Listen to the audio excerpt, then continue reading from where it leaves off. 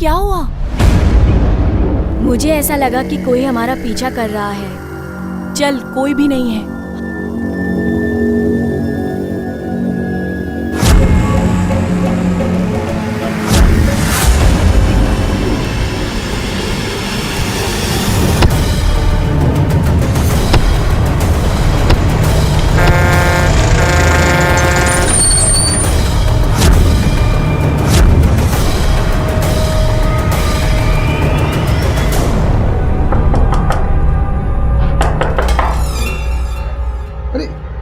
कहाँ थे विराज इतनी देर?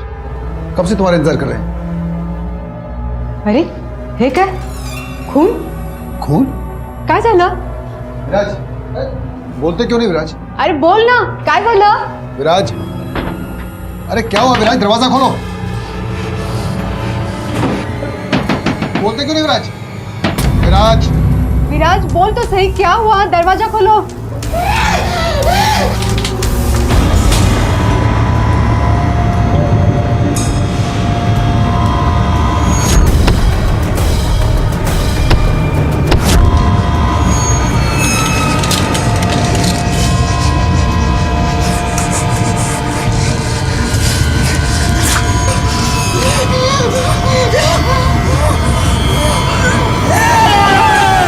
नासिक में बीच सड़क पर 2 लड़कियों पर बेरहमी से हमला हुआ। आखिर विराज के अंदर इतना गुस्सा क्यों छुपा हुआ था, और क्या यह गुस्सा किसी बड़े जुर्म के होने की तरफ इशारा कर रहा था?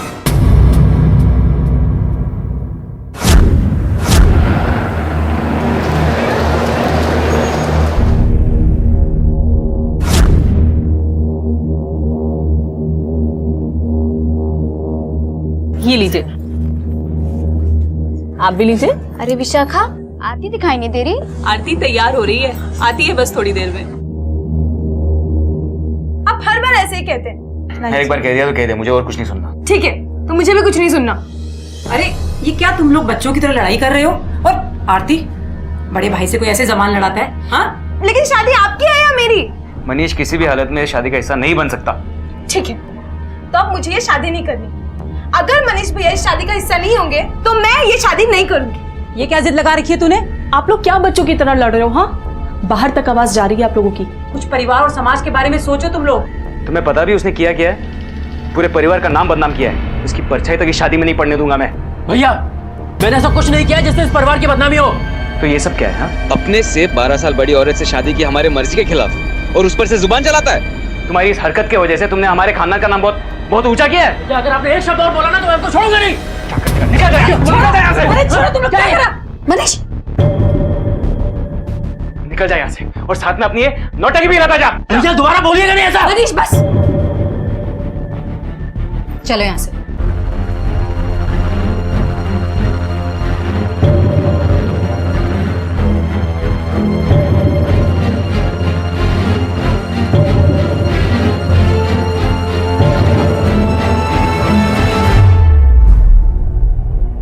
विकास, विकास,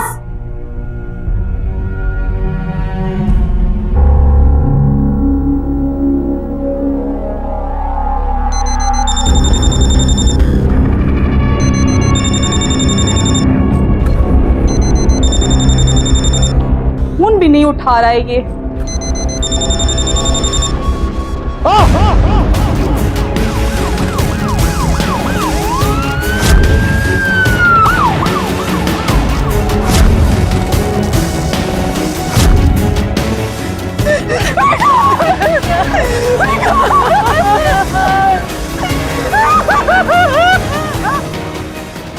मोरे, बॉडी को पोस्टमार्टम के लिए भेजो। वेपन को फॉरेंसिक डिपार्टमेंट के हवाले करो। आसपास दिखाओ और कुछ मिलता है क्या?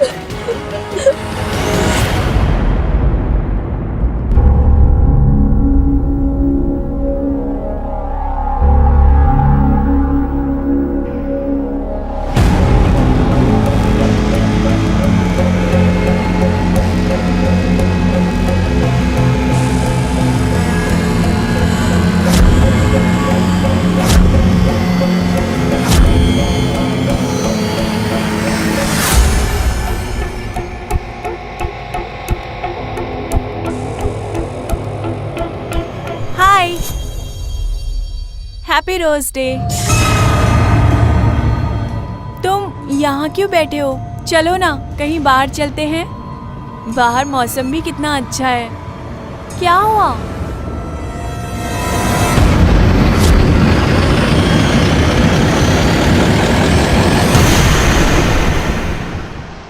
सर, घर वालों से पता चला है कि विकास के मर्डर वाले दिन उसकी अपने भाई मनीष के साथ लड़ाई हुई थी। लड़ाई की वजह? कि मनीष ने घर वालों के खिलाफ जाकर सुनंदा से शादी की। सुनंदा की एज मनीष से तकरीबन 12 से 13 साल ज्यादा है। यानी कि इस वजह से मनीष और विकास के बीच में झगड़ा हुआ। कौन कौन थे वहां पर उस वक्त? सर, विकास का भाई मनीष, मनीष की बीवी सुनंदा, विकास की बीवी विशाखा, मनीष और विकास की बहन आरती और उनकी माँ। कैसे रिश्ते हैं इन लोगों के आपस में? सर, विकास चाहता था कि मनीष आरती की शादी में ना आए। मनीष किसी भी हालत में शादी का हिस्सा नहीं बन सकता। अगर मनीष भैया इस शादी का हिस्सा नहीं होंगे तो मैं ये शादी नहीं करूंगी। आपका और आपके भाई विकास के बीच में झगड़ा हुआ था? जी सर, उस दिन हम दोनों के बीच काफी कहासुनी हो गई थी। सर, हम दोनों के बीच काफी दिनों से प्रॉब्लम चल रही थी। आए दिन हम दोनों के झगड़े हो जाया करते थे। हमने तो ये भी सुना है कि विकास आप लोगों की शादी से खुश नहीं थे। जी हाँ सर, भैया चाहते थे कि मैं उनकी पसंद की लड़की से शादी करूं। दरअसल सर, सुनंदा मुझसे 12 साल बड़ी है और उनकी मर्जी के खिलाफ मैंने शादी की, इसलिए। आरती और आपकी एज में काफी डिफरेंस है, फिर भी आप उससे शादी के लिए तैयार हो गए, ऐसा क्यों? सर, विकास मेरा बहुत अच्छा दोस्त है और मैं उसे काफी समय से जानता हूँ। वैसे वो आरती के लिए लड़का ढूंढ ही रहा था, लेकिन मनीष की वजह से वो उस परिवार से कोई रिश्ता नहीं जोड़ना चाहता था। पिछले कुछ दिनों में आपने विकास के बिहेवियर में कुछ चेंज देखा? कुछ अजीब सा? नहीं सर, ऐसा तो कुछ नहीं हुआ था। बस अपनी बहन आरती की शादी को लेके वो थोड़ा परेशान रहता था। ठीक है सर, उस दिन शादी में सभी गेस्ट से मैंने पूछताछ की, उन सभी का यही कहना है। सर, विकास की मनीष से लड़ाई होती थी सुनंदा को लेकर। उसके अलावा ना तो उन्होंने विकास को किसी से लड़ते देखा और ना ही किसी से बात करते। और कोई एक ऐसा तार है जो हमारी पकड़ से बाहर है। एक काम करो, ये पूरे परिवार के कॉल रिकॉर्ड्स निकलवाओ। Okay sir. मुंबई में पुलिस विकास के कत्ल की गुत्थी को सुलझाने की कोशिश कर रही थी और इधर नासिक में पुलिस को एक लड़की की लाश कचरे के पास पड़ी हुई मिली।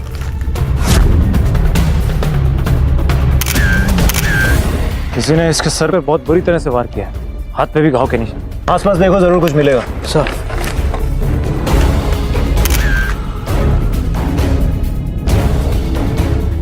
नीतू के शरीर की 9 हड्डियां टूटी हुई मिली।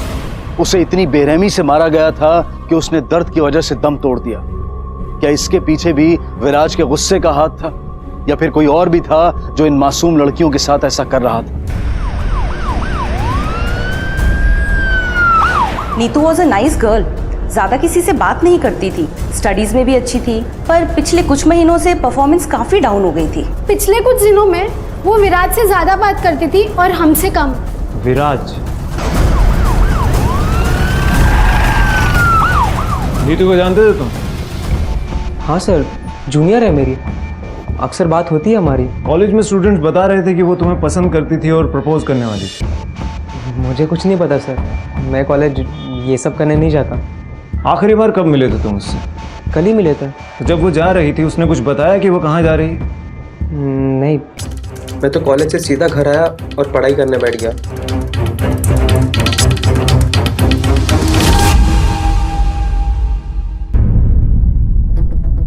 सर, इन्होंने विकास को किसी से बात करते हुए देखा था। किससे बात करते हुए देखा था आपने विकास को? सर, मुझे ये तो नहीं मालूम कि वो किससे बात कर रहा था, पर लग रहा था उनकी आपस में किसी बात को लेकर बहस हो रही थी। उस आदमी का चेहरा याद है आपको? सर, उनका चेहरा मुझे अच्छी तरह से याद है। उसका स्केच बनवाने में हमारी मदद कर सकते हैं आप? क्यों नहीं सर।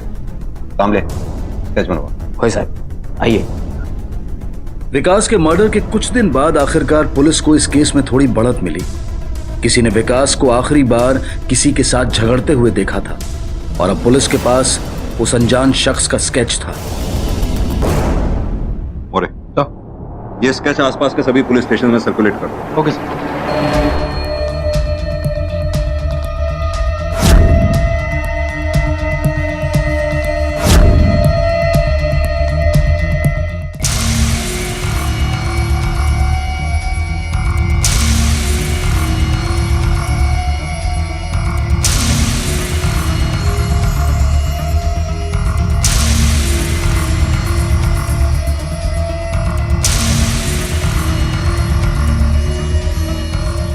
किसी को बताया तो नहीं तो मुझसे मिलने आ रहा है? चल ठीक है, अभी निकल। और सुन, तेरा मेरा हिसाब बराबर है।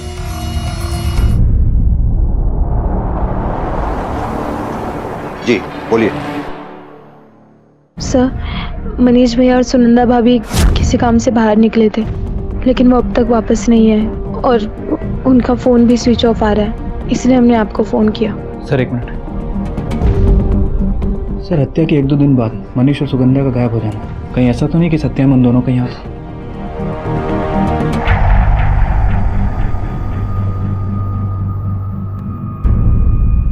सर, पोस्टमार्टम की रिपोर्ट आ गई है।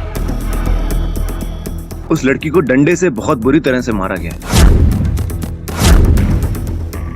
राणे, पिछले महीने 2 लड़कियों को हॉकी स्टिक से मारा गया, लेकिन वो बच गए।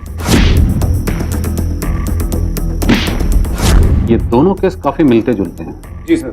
वो फाइल लेकर आओ और दोनों लड़कियों से पूछताछ करो। Okay sir. आप उसका चेहरा पहचान सकती हैं? रात बहुत अंधेरा था, हम उसका चेहरा नहीं देख पाए। वो अचानक से पीछे से आया और हमें हॉकी स्टिक से मारने लगा।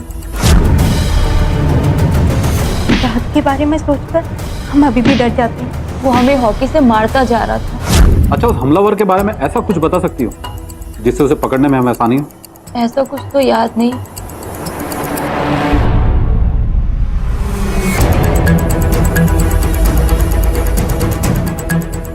चला बाजूला, चला बाजूला, चला। मनोज, देखो आसपास कुछ मिलता है क्या? भाई साहब,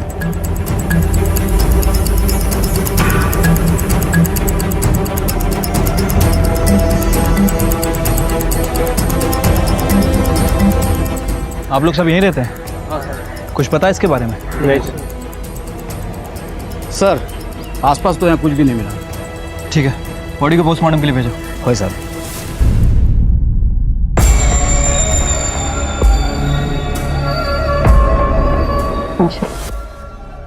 अंशुल, मैं तुमसे बहुत प्यार करती हूँ। अब हम अपने तरीके से जिंदगी जिएंगे। मैं सच में तुमसे बहुत प्यार करती हूँ, मेरा विश्वास करो। बात बोलो। मुझे अब तेरी एक भी बात का विश्वास। सुनंदा के बारे में हमें से कोई कुछ नहीं जानता था। जो जानता था सिर्फ मनीष जानता था। क्या आप इसे जानती हैं? ध्यान से देखिए, इस आदमी को आपके पति विकास के साथ आखिरी बार बात करते देखा गया था। नहीं सर। ठीक है, इसके बारे में अगर आपको जब भी पता चले हमें इन्फॉर्म कीजिएगा। एक बात और, क्या आप हमें मनीष और सुनंदा का कमरा दिखा सकती हैं? जी सर। चलिए। सुनंदा के पति की बॉडी एक पार्क से मिली थी, लेकिन चौंकाने वाली बात यह थी कि अपने पति की मौत के बाद सुनंदा किसी दूसरे मर्द के साथ थी। तो क्या यह सब सुनंदा का खेल है? सुनंदा अपने पति मनीष से 12 साल बड़ी थी, लेकिन फिर भी मनीष उससे बहुत प्यार करता था और हर बार उसे पूरा सपोर्ट करता था। लेकिन मनीष की मौत के बाद सुनंदा का किसी और मर्द के साथ होना, आखिर क्या राज छुपा था सुनंदा के इस दोहरे रूप में? सुनंदा के कॉल रिकॉर्ड्स तो बिल्कुल साफ हैं। खाली उसने घर वालों को ही फोन किया है और घर वालों को भी उसके बारे में कुछ नहीं पता है। सुनंदा के बारे में हमें से कोई कुछ नहीं जानता था। जो जानता था सिर्फ मनीष जानता था। अगर कोई अपने अतीत को इतना छुपाने की कोशिश करे तो समझ लो उसके अतीत में जरूर कुछ गड़बड़। बट सर, सुनंदा के अतीत में जाए कैसे जाए? कोई रास्ता तो नजर ही नहीं आ रहा। रास्ता हमें खुद ढूंढना होगा मोरे। एक काम करो, ये स्केच और सुनंदा की फोटोग्राफ सुनंदा के घर के आस पड़ोस में और मार्केट में हर जगह दिखाओ, देखो क्या पता चलता है। Okay sir.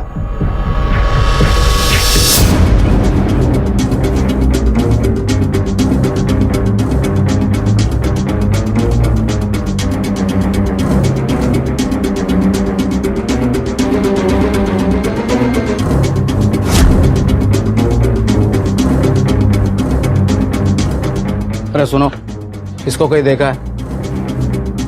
हाँ जी, देखा है। 1-2 रोज पहले हमारे यहाँ फोन करने के लिए आई हुई थी। सर, ये सुनंदा ये पीछे पे आई थी किसी को फोन करने के लिए।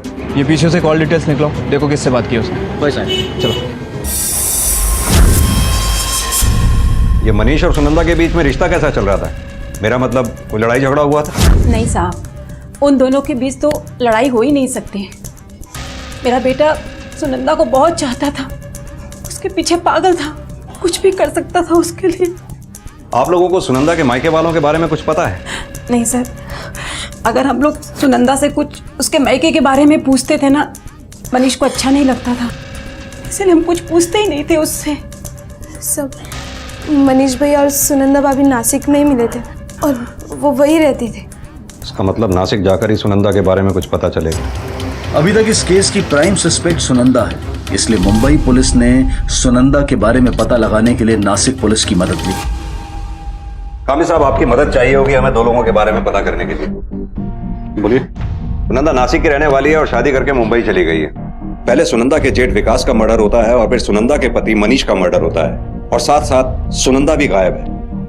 ये सुनंदा के पति की फोटोग्राफ है, ये सुनंदा की। सुनंदा जिस तरह से अपने अतीत को छुपाने की कोशिश कर रही है, हमें डाउट है कि उसके अतीत में जरूर कुछ घटा है। ये स्केच उस आदमी का है जो हमें लगता है कि इस केस से जुड़ा हुआ है। ठीक है सर, मैं अपनी टीम को काम पे लगा देता हूं। Thank you so much. Okay sir.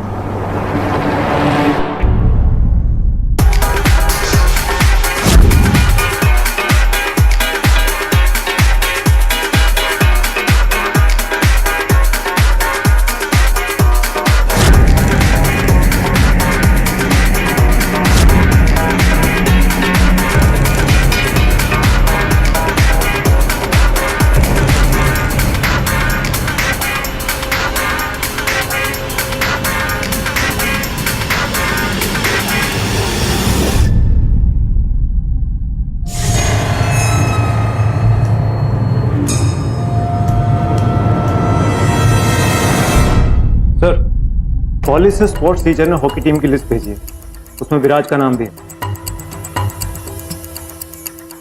तलाशी लो इसके घर जाके। जी सर।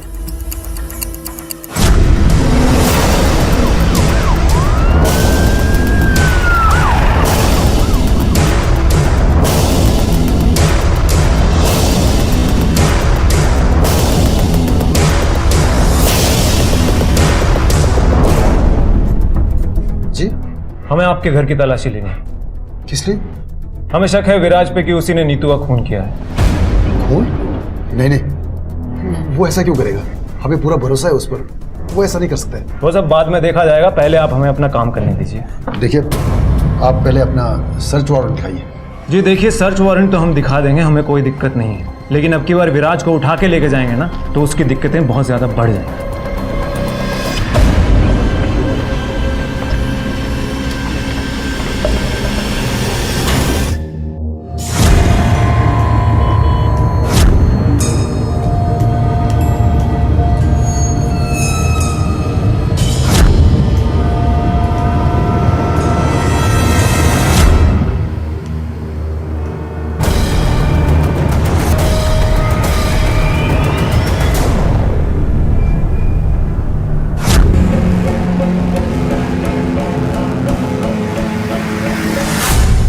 पड़ोसी से कुछ पता चला? सर, पड़ोसियों ने बताया कि विराज जिन लोगों के साथ रहता है वो उसके माता पिता नहीं है, बल्कि दादा दादी। जब विराज 10 साल का था तब उसके पिता की डेथ हो गई और 2 साल बाद उसकी माँ किसी दूसरे आदमी के साथ भाग गई। माँ के ऑफिस के बारे में थोड़ा पता चला, दादा दादी ने जितना लोगों को बताया था उतना ही वो बता पाए। फिर तो हम दोनों से पूछताछ करनी पड़ेगी। साहब, विराज हमारा पोता है, उसके बाबा ने आत्महत्या कर ली थी। हमने ये बात विराज से छुपाने की बहुत कोशिश की, पर विराज बहुत होशियार है साहब। वो जब 10 साल का था तब से सब जानता है।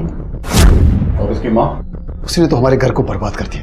उसकी वजह से मेरे बेटे ने आत्महत्या की और वो अपनी बच्ची को यहाँ अकेले छोड़कर चली गई। अभी कहाँ है वो? पता नहीं है, और हमने जानने की भी कोशिश नहीं की, क्योंकि हम नहीं चाहते हैं कि विराज इन सब बातों को याद रखे। उसकी कोई फोटोग्राफ? मैं लेके आता हूँ। ये यश और सुनो।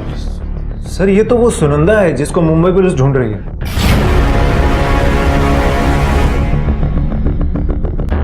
विराज अभी कहाँ मिलेगा? कॉलेज में होगा।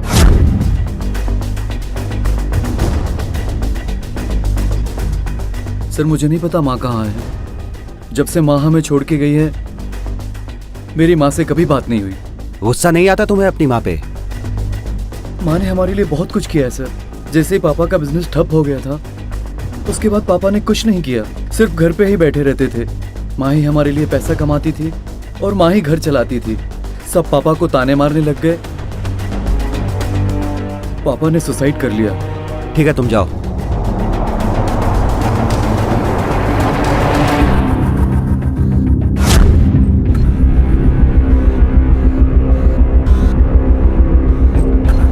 तुम लोग मुझ पे विश्वास कर सकते हो। मुझे इस तरह कहतियों की तरह रखने की क्या जरूरत है? चुपचाप खाना खाओ। ये तेरे नखरे ना मेरे सामने नहीं चलेंगे। अंशुल आएगा ना तब उससे प्यार वाली बातें करना। वो दोबारा तुम्हारे प्यार में पागल होगा। मैं पागल नहीं हूँ, समझी? अजय, मेरी बात सुन। ऐसा बिल्कुल नहीं है, मैं सच कह रही हूँ। मैं अंशुल को छोड़कर कहीं। Ajay!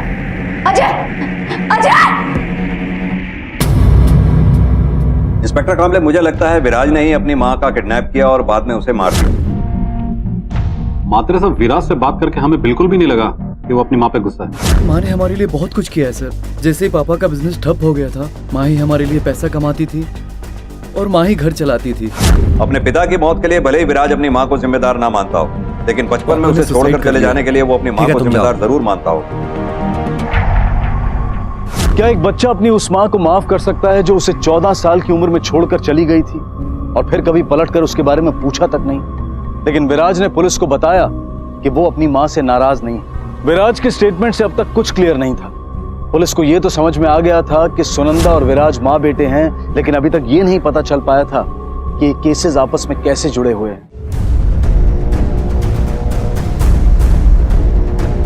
Excuse me. Yes sir, may I help you?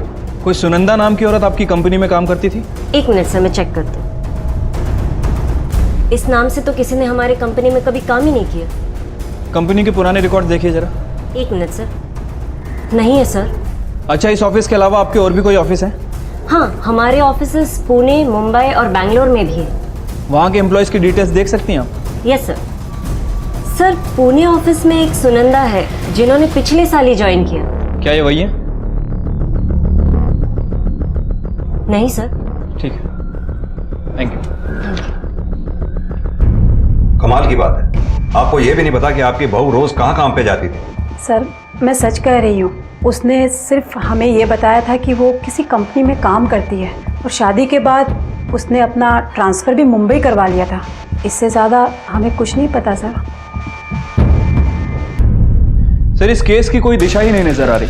घूम फिर कर हम फिर से परिवार पे ही आ गए। लेकिन दायरा बड़ा होता जा रहा है, लोग बढ़ते जा रहे हैं इसमें। हो सकता है शायद इन्हीं में से कोई फंसे। सर, सुनंदा को किसी और वजह से भी तो किडनैप किया जा सकता है। लेकिन फिरौती का कोई कॉल नहीं आया मोरे, और ना ही इनके पास इतना पैसा है देने के लिए। कि जिस किसी ने भी ये काम किया है, मुझे लगता है निजी कारणों की वजह से किया है। हो सकता है किडनैपर सुनंदा से किसी बात का बदला लेना चाहता है। एक काम करो, ये स्केच नासिक के हर मोहल्ले, हर दुकान, पब्लिक प्लेसेस पे सर्कुलेट करो। कोई ना कोई तो ऐसा होगा जो सामने आएगा। वैसे भी हमारे पास मनीष और विकास के मर्डर केस में कोई लीड नहीं है। ये सुनंदा हमारे हाथ आ जाए तो शायद इस केस में कोई लीड मिले। Right sir.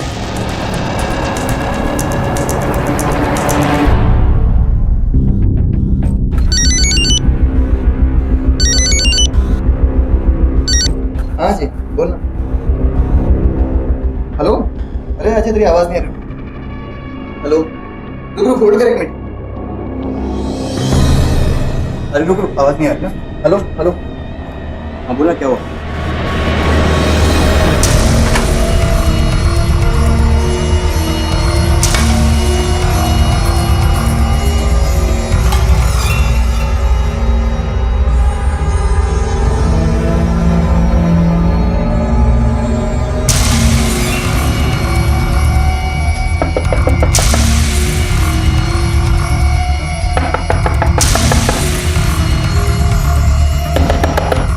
नंदा,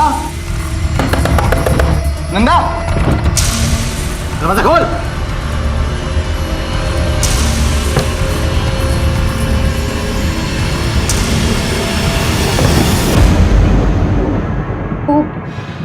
मैं आता हूँ, मैं अच्छे से। चल चल, फिर भी लग चल चल। तो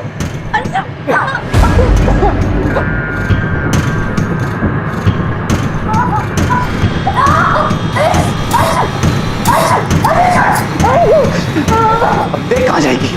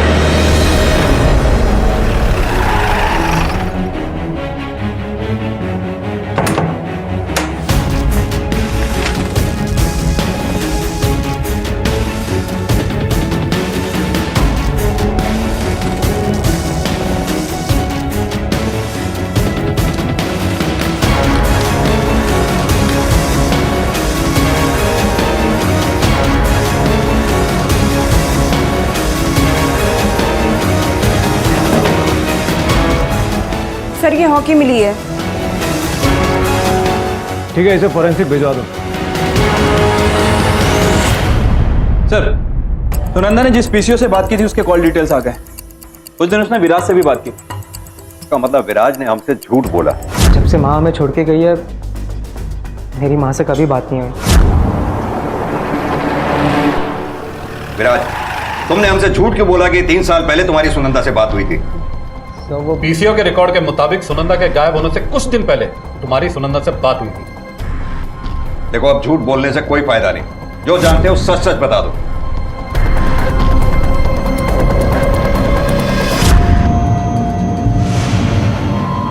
तुम मुझसे मिलने क्यों नहीं आए? मैं तुम्हारा इंतजार कर रही थी। मैं बहुत बिजी हूँ अभी, जब फ्री होऊंगा तब मिल लूंगा आपसे। और हाँ, मुझे आपसे आगे से कोई बात नहीं करनी, ठीक है? तुम समझते क्यों नहीं? मैंने जो भी किया वो मुझे कुछ नहीं सुनना है और मैं सब समझता हूँ। मेरी लास्ट टाइम माँ से यही बात हुई थी सर। सर, फोरेंसिक की रिपोर्ट आ गई। उस हॉकी स्टिक पर नीतू का ही खून था।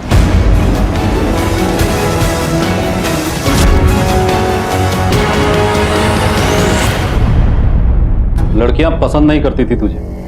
उनका पीछा करने के बाद भी जब तुझे कुछ नहीं मिला तो तू उन्हें मारता था।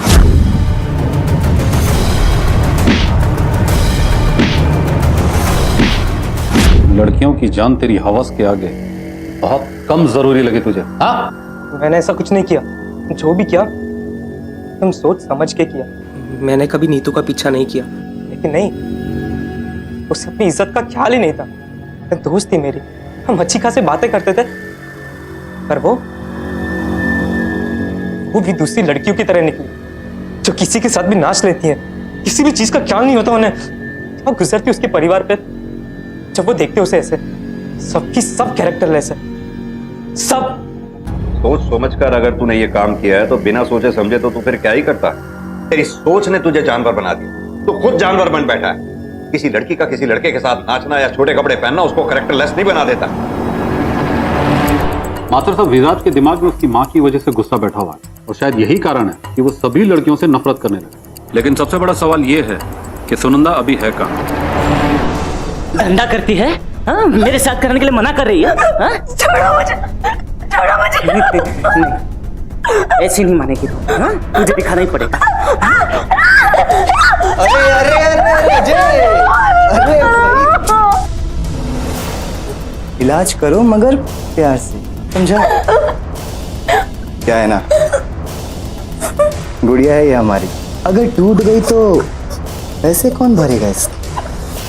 अभी नहीं, थोड़ा तो आराम से कर, दिमाग का काम कर। हाँ, चल।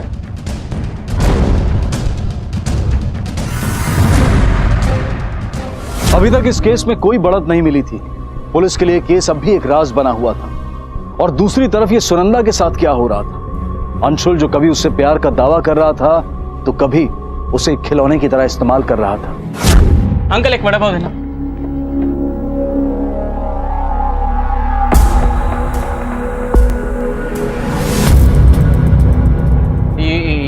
ये फोटो किसका है? अरे भाई, हमें क्या मालूम, वो पुलिस वाला आके लगा के चले गए।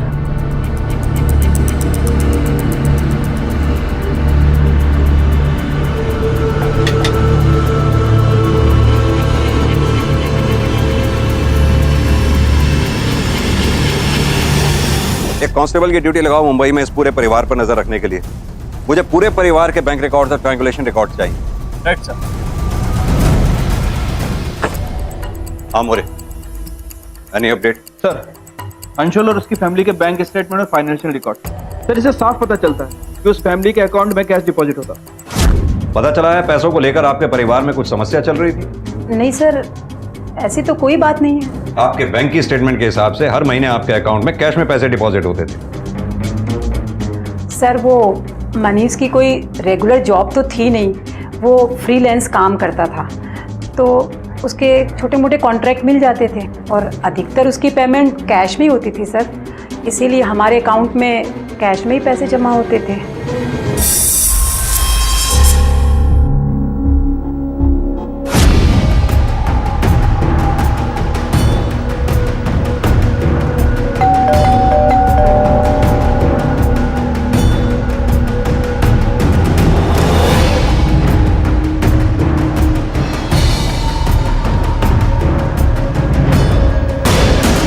Hello sir.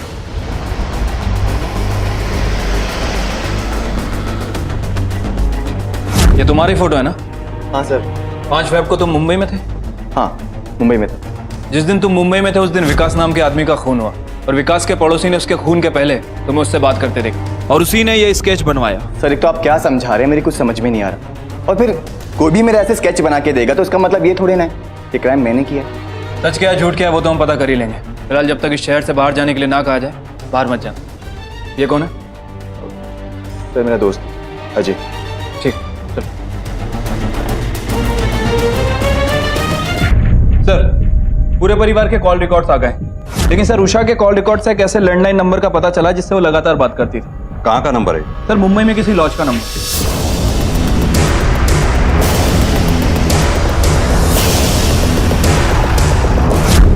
इनमें से किसी को जानते हो?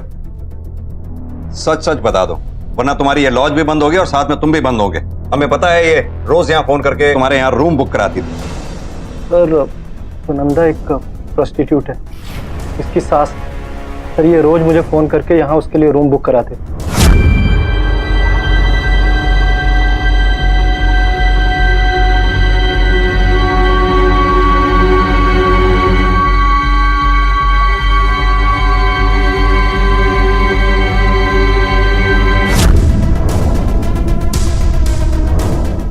सर उसकी सास हमेशा उसके साथ आती थी और काम होने के बाद उसे यहाँ से लेकर चली जाती थी। पैसों का पूरा हिसाब किताब भी वही रखती है सर, और इनका बेटा भी इनके साथ आता था। बेटा? मोरे, इन दोनों में से कौन सा बेटा है? सर ये बात। विकास, आपने अपनी बहू को जबरदस्ती प्रोस्टिट्यूशन में धकेला, उसे किडनैप करवाया, जरा सी भी शर्म नहीं आई आप लोगों को? बोलो, जवाब दो। ये बात सही है कि हमने उससे जबरदस्ती एक काम करवाया था, इसके अलावा मेरे पास कोई रास्ता नहीं था। पैसों की बहुत जरूरत थी, विकास के पास कोई परमानेंट जॉब नहीं थी और मनीष कोई भी काम अच्छे से नहीं कर रहा था। और आपकी इतनी बात कहने से सुनंदा मान गई? नहीं सर, वो मानी तो नहीं थी, लेकिन हम लोगों को पता चल गया था कि शादी के पहले वो इन सब गलत कामों में थी, लेकिन मनीष को नहीं पता था साहब। इसीलिए मैंने उसे ब्लैकमेल किया कि अगर वो ये सारे काम हमारे लिए नहीं करेगी तो हम मनीष को बता देंगे। नहीं माँ जी, मैं वो सारे काम दोबारा नहीं कर सकती। मत कर विकास, एक काम करते हैं, इसके अतीत के बारे में है ना मनीष को सब बता देते हैं, तो वो खुद ही से धक्के मारते घर से बाहर निकाल देगा।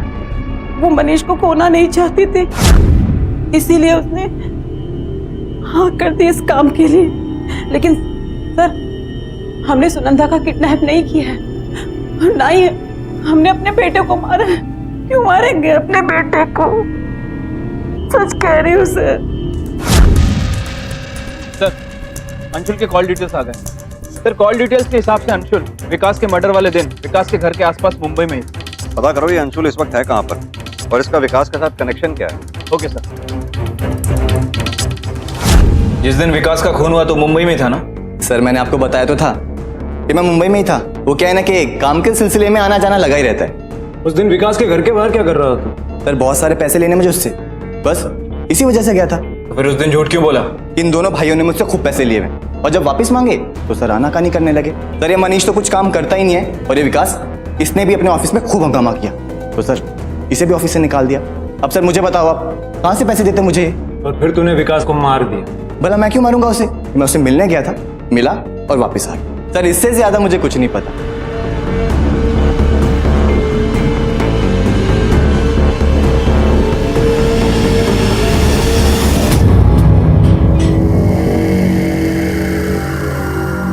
इसे जानता तू?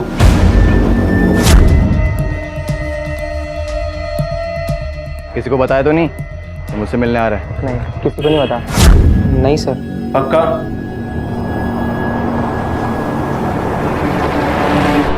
सर विराज की कॉल डिटेल्स आ गई हैं, जिनसे पता चलता है कि मुंबई जाने से पहले अंशुल से उसकी बात हुई। एक काम कीजिए, आप इस विराज से जरा अच्छी तरह से पूछताछ कीजिए। नफरत करता हूँ मैं अपनी माँ से।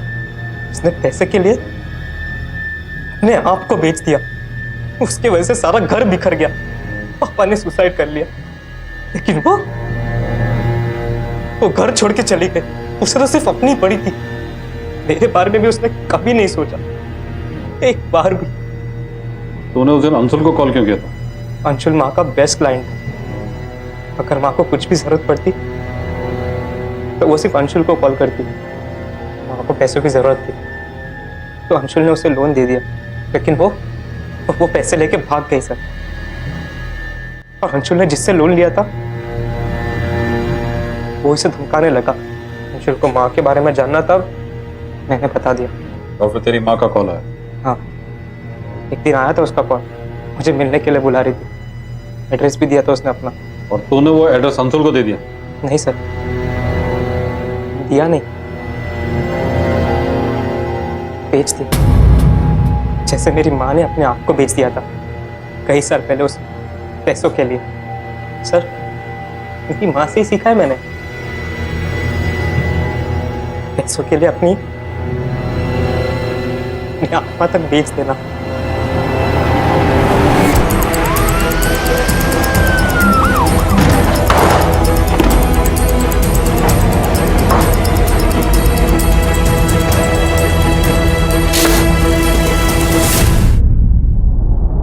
सर मुंबई नासिक हाईवे पर अंशुल के मोबाइल की लोकेशन ट्रेस हुई।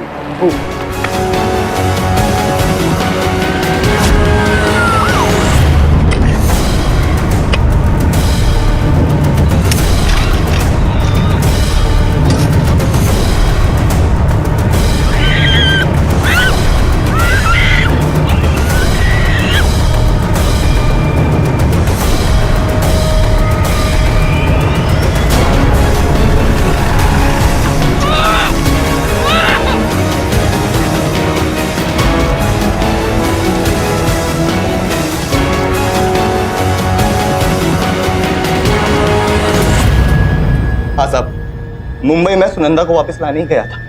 साली ने जिंदगी खराब कर दी मेरी। साली ने प्यार का नाटक मुझसे किया और शादी की उस मनीष से। क्या कुछ नहीं किया उसके लिए मैंने, अपने नाम पे लाखों रुपए का लोन दिलवाया और वो साली एहसान फरामोश सब कुछ लेके भाग गई। साहब अब लड़की तो गई पर पैसा तो वापस उतारना ही था ना, और उसका मेरे पास एक ही तरीका था, इस सुनंदा को वापस लाऊं और उससे धंधा करवाऊं। इसीलिए साहब मैंने इसका सारा नाम पता निकलवाया और इसका पीछा करना शुरू किया।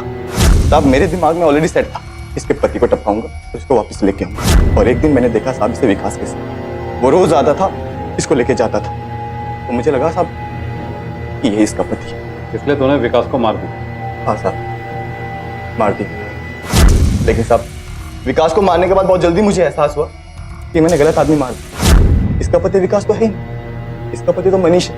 साहब अब चाहे विकास पति हो चाहे मनीष, मुझे लोन का पैसा तो उतारना ही था। तो साहब एक दिन जब ये पार्क गई ना मनीष के साथ, तो मैंने सही मौका देख के मनीष को भी टपका दिया।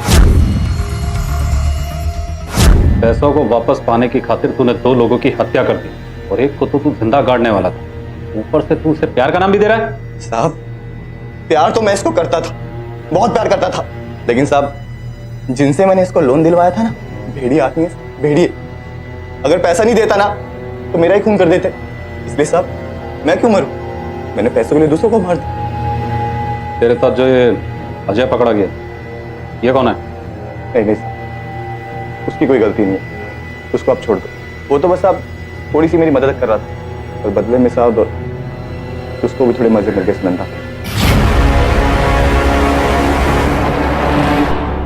सर, मैं भी एक आम जिंदगी जीना चाहती थी, लेकिन जब मेरे पति का काम बंद हुआ तो मैंने घर चलाने के लिए एक छोटी सी नौकरी कर ली, लेकिन उससे उतने पैसे नहीं मिलते थे जिससे घर चल सके। ज्यादा पढ़ी लिखी भी नहीं हूं। फिर मेरे सास ससुर ने मुझे इस कीचड़ में ढकेल दिया, और मैं नहीं चाहती थी कि इस बारे में मेरे बेटे को कुछ भी पता चले। सिर्फ मेरे पति को ये बात पता थी, और जब उन्होंने आत्महत्या कर ली तो मेरा बेटा मुझसे नफरत करने लगा था। शायद उसे ये पता चल गया था कि उसकी माँ एक गंदी औरत है, और मैं उससे नजरें नहीं मिला पा रही थी। तब मुझे मनीष मिला। मैं अपने बेटे का सामना नहीं कर पा रही थी सर, और मैंने मनीष से शादी कर ली और नासिक से मुंबई चली आई। मनीष मुझसे बहुत प्यार करता था, सबसे लड़ता था मेरे लिए। उसे मेरे अतीत के बारे में कुछ नहीं पता था, लेकिन यहां मेरे जेठ विकास और मेरी सास जरूर जानते थे कि मैं नासिक छोड़कर मुंबई क्यों आई थी, और फिर वो लोग मुझे ब्लैकमेल करने लगे। इस गंदे काम में मुझे फिर से ढकेला। घर में पैसों की जरूरत थी, सिर्फ इसलिए। मुझे कहीं ना कहीं ये डर था कि अगर मेरे अतीत का सच मनीष के सामने आ गया तो शायद मैं मनीष को खो दूंगी, और मैं मनीष को खोना नहीं चाहती थी, क्योंकि एक वही तो था जो मेरी कद्र करता था। इसलिए सर, मैं वही करती रही जो मेरे जेठ और मेरी सास ने मुझे करने के लिए कहा।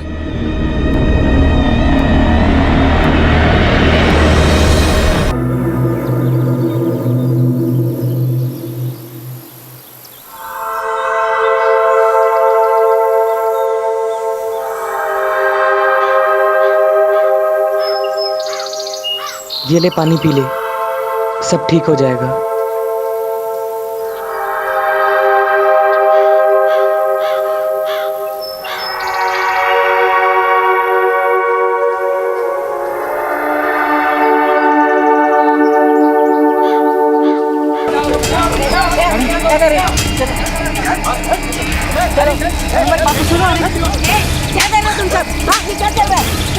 आंटी हमारी बात तो सुनो, हम लोग भाई बहन हैं। हमने कुछ नहीं किया आंटी, आप हमको कहाँ लेके जा रहे हो? आंटी हमारी बात तो सुनो।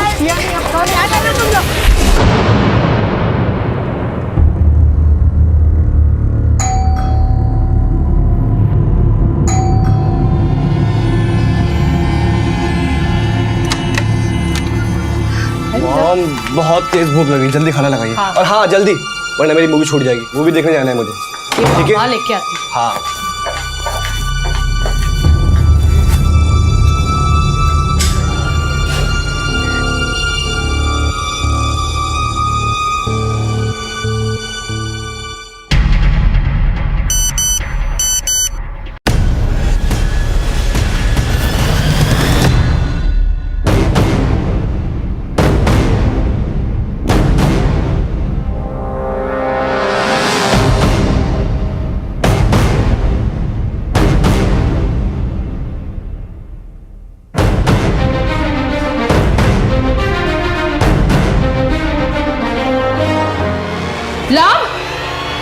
लाओ, खाना खा के जा। लाओ।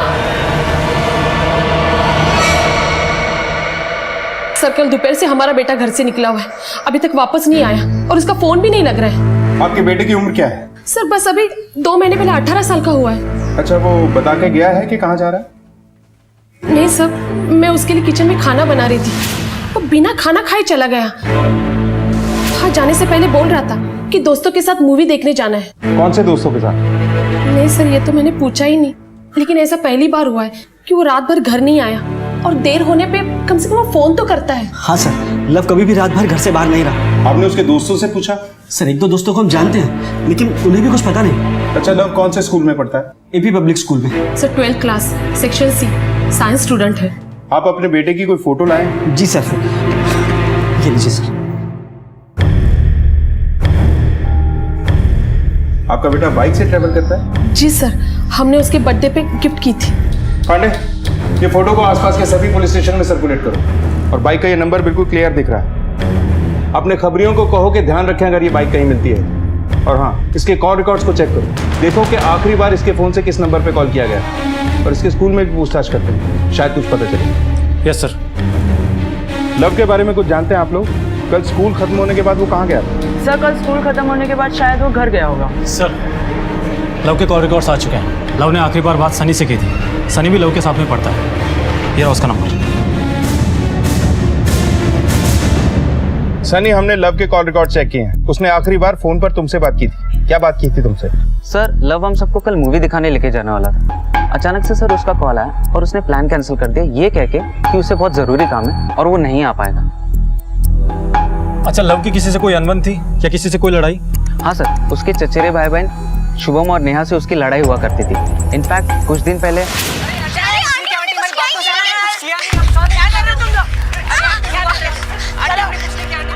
अरे यार, क्या कलयुग आ गया है। कोई और नहीं मिला तो भाई बहन ही आपस में बीच में।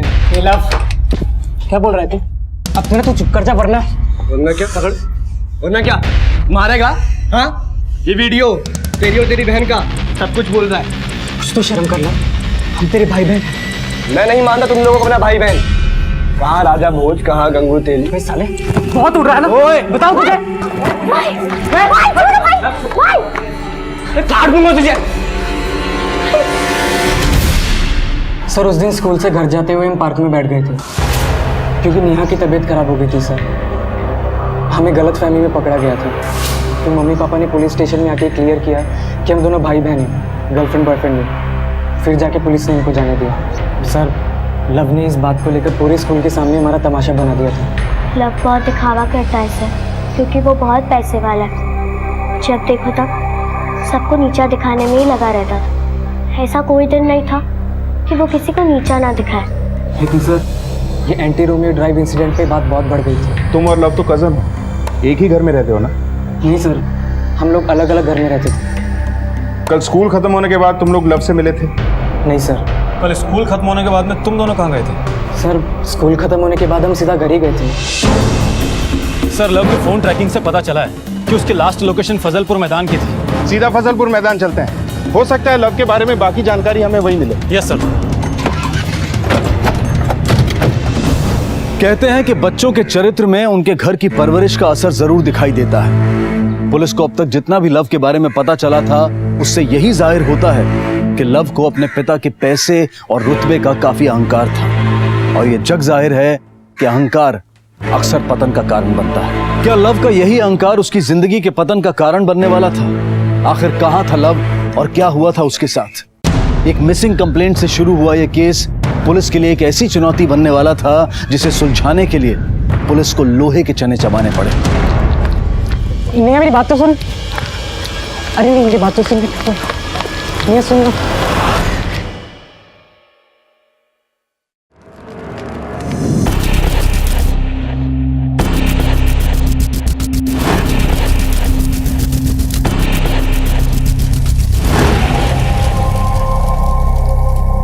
जी बिल्कुल पंडित जी। हाँ। क्या? अजय सुनिए। क्या लव वहां भी नहीं है? ठीक है। पंडित जी कह रहे थे इस पूजा के बाद हमारा लव शाम तक वापस घर आ जाएगा। अगर कभी इन ढकोसलों से निकलकर तुम्हें लव की पढ़ाई पे ध्यान दिया होता ना, तो आज ये नौबत नहीं आती। आप मेरे विश्वास पे उंगलियां उठा रहे। लव के ना बोर्ड के एग्जाम सर पर है, तुमने उसे मूवी देखने की परमिशन दी थी। अरे पुष्पा भाभी के बच्चों को देखा है कभी? शुभम और नेहा कितनी मेहनत से पढ़ाई करते हैं दोनों। अरे लव के लिए क्या नहीं किया मैंने? उसकी हर जिद पूरी की। और एक तुम हो, हमेशा उसकी तरफदारी करती रहती हो। आप मेरे बेटे में खामियां निकालना बंद कीजिए। वो भी जब पूरी दुनिया पुष्पा भाभी के बच्चे की करतूत के बारे में बातें कर रहे हैं। जब भी देखो पुष्पा भाभी की बड़ाई करते रहती हो। देख ली उनकी परवरिश।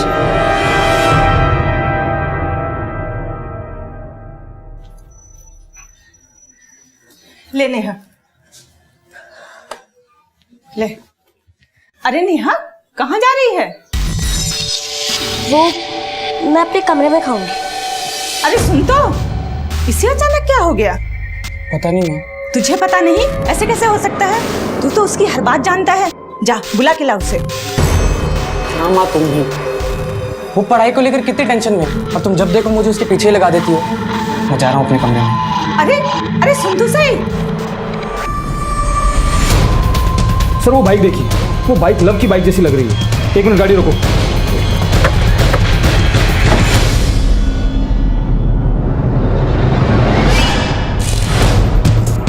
सर ये वही नंबर है, लव की बाइक है। पांडे, ये खून के निशान है बाइक। सर नीचे भी खून के निशान है। मतलब किसी ने घायल अवस्था में किसी को यहाँ से घसीटा है। यहाँ तक निशान। सर ये देखिए, किसी 4 व्हीलर के टायर के निशान लगते हैं। इसका मतलब इस वारदात में किसी गाड़ी का इस्तेमाल हुआ है। पर हो सकता है ये एक से ज्यादा लोग हो। सर खून के धब्बे और ये सब देखकर तो ऐसा लगता है कि यहाँ पर हाथापाई और जोर जबरदस्ती हुई होगी। और उस वक्त यहाँ पर जितने भी लोग होंगे उनमें से कोई एक तो बुरी तरह से घायल हुआ। मौका वारदात में लव की बाइक का मौजूद होना, टायरों के निशान और ये खून के धब्बे, ये सब इशारा करते हैं कि मामला काफी संगीन है। पर सर खून के धब्बे देखने पर ऐसा लग रहा है कि ताजा नहीं है। और अगर हम ये मान लें कि लव के खून के निशान है, तो लव इस वक्त कहाँ होगा और वो घर क्यों नहीं लौटा पाता? इसके अलावा सोचने वाली बात एक और है पांडे, कि लव यहाँ अकेले में किससे मिलने आया होगा या किस काम से। खैर, ये टायर के निशान को अच्छी तरह से चेक करो और ये ब्लड के सैंपल लो। लव के घर से उसका टूथब्रश लेके उसके डीएनए से मैच करके देखते हैं कि वाकई ये लव का खून है या किसी और।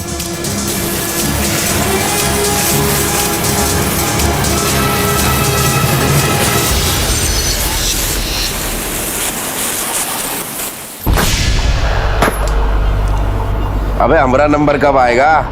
अकेले अकेले मजा लोगे का? हाँ, हमें भी आनंद की अनुभूति लेने दो। अरे वो कहावत नहीं सुनी अंग्रेजी में, शेयरिंग इज केयरिंग।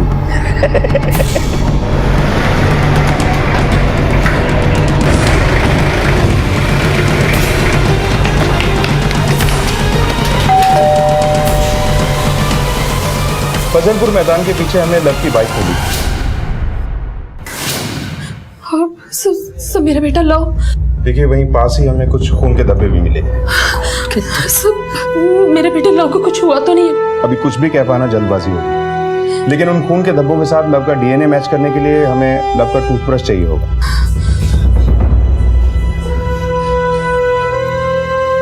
अच्छा, लव की किसी से कोई दुश्मनी थी क्या? कोई ऐसा जो उसे नुकसान पहुंचा सकता हो? मुझे नहीं पता सर। सब ये किसी और ने नहीं, बल्कि इनके बड़े भाई के बेटे शुभम ने किया है। सब वो अक्सर मेरे बेटे को स्कूल में धमकी देता था। सर वो सब हमसे और हमारे रुतबे से चलते, इसलिए हमेशा लड़ाइयाँ करते रहता था। सर खुद लव ने मुझे सब बताया। अगर ये किडनैपिंग का मामला है तो फिरौती के लिए किडनैपर साहब से कांटेक्ट जरूर करेगा। तो जैसे ही आपके पास में कोई कॉल आए तुरंत हमें बताइएगा। जी सर। हमने सुना है आपके बेटे शुभम और लव के बीच में लड़ाई हुई थी, जिसके बाद शुभम ने लव को जान से मारने की धमकी दी और अब लव कहीं मिल नहीं रहा। बच्चों के बीच तो ये सब होता रहता है। लव को तो लोगों को नीचा दिखाने में मजा आता है। कहीं ऐसा तो नहीं कि गुस्से में आके आपके बेटे ने ही लव के? नहीं साहब, बिल्कुल नहीं। मेरा बेटा ऐसा कुछ कर ही नहीं सकता। अच्छा, कल स्कूल से आने के बाद शुभम कहाँ था? साहब यही घर पर था। एग्जाम सर पर है, दिन रात पढ़ता रहता है। शुभम का मोबाइल नंबर दीजिए। उसके पास कोई फोन नहीं है साहब। हमारे घर में एक ही फोन है जो इनके पास है। अच्छा, आप लोगों के पास कोई गाड़ी है, मतलब कार या 2 व्हीलर वगैरह कुछ? नहीं साहब, हमारे पास कोई गाड़ी नहीं है। सर इन लोगों की बातों से तो ऐसा लगता है कि इन दोनों फैमिलीज में आपस में कुछ बनती ही नहीं है। पांडे, हमें इन लोगों के बारे में और पता करना होगा। इनके दोस्तों, रिश्तेदारों और मिलने जुलने वालों से बात करो, शायद कुछ पता चले। Okay sir.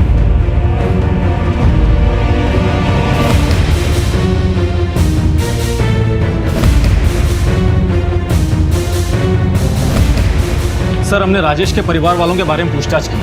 पूछताछ के दौरान पता चला है कि राजेश अनिल का बड़ा भाई है। इनके माँ बाप बचपन में ही गुजर गए। राजेश ने ही अनिल की सारी जिम्मेदारी उठाई थी, उसको पढ़ाया लिखाया, और अनिल को राजेश ने मैकेनिक वर्कशॉप खोलने में भी मदद की थी। लेकिन अब उस वर्कशॉप का मालिक अनिल है और राजेश उसमें सुपरवाइजर का काम करता है। बड़ा भाई छोटे भाई के अंडर काम करता है, ये क्या मच रहा है? और जो दुकान राजेश ने खोली थी, अब उसका मालिक अनिल कैसे हो गया? सर यही नहीं, दोनों भाइयों की लाइफ स्टाइल भी एकदम अलग है। दोनों को देखकर ऐसा लगता है कि इनके बीच में कुछ भी ठीक नहीं है। एक काम करो, इस राजेश से मिलकर पता करो कि दोनों भाइयों के बीच में चल क्या रहा है। और राजेश अपनी ही दुकान पर अपने ही छोटे भाई के अंडर एक मामूली सी नौकरी कर रहा है। ये बात हजम नहीं हुई मुझे।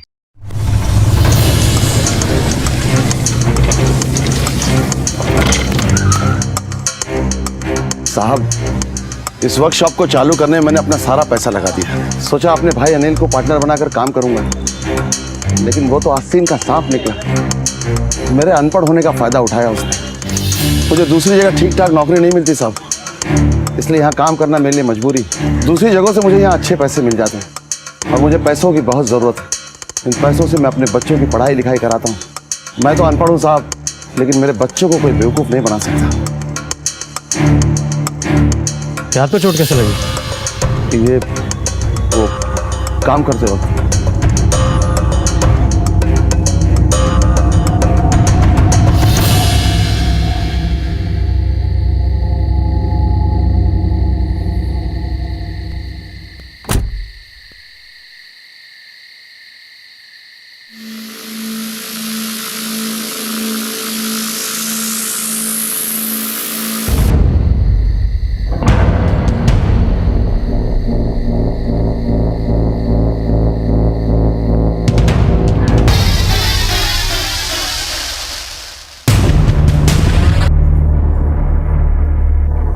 क्यों, क्या हुआ?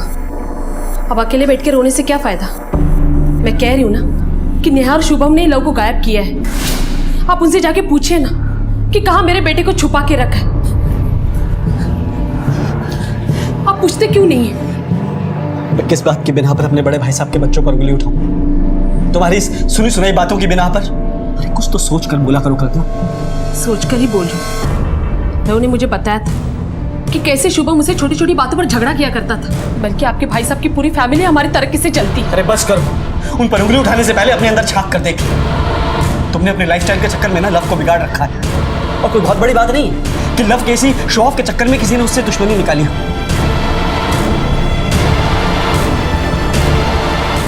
लव बेटा, जन्मदिन की ढेर सारी शुभकामनाएं। ये ले तेरे मनपसंद बाइक की चाबी। और बेटा, हम भी यही चाहते हैं कि तुम पढ़ाई में भी अपना बेस्ट दो, शुभम की तरह अच्छे मार्क्स लेकर आओ।